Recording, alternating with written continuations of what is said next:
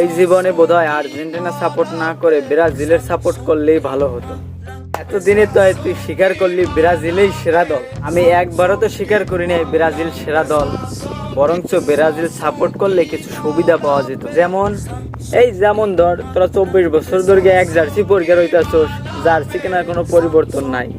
আর এদিকে আমাকে দেখ, প্রতি বছর স্টার পরিবর্তন হইতেছে। গত বিশ্বকাপে ছিল স্টার 3 দেয়, এই বিশ্বকাপে স্টার হবে 4 দেয়, এই নেক্সট বিশ্বকাপে স্টার হবে 5টা। এই জার্সি কেনার যে প্যারা, আরে আমাকে জার্সি আর একটা জিনিস দেখ, তবু কিন্তু মানুষ হাত গিয়ে 7 আপ খায়।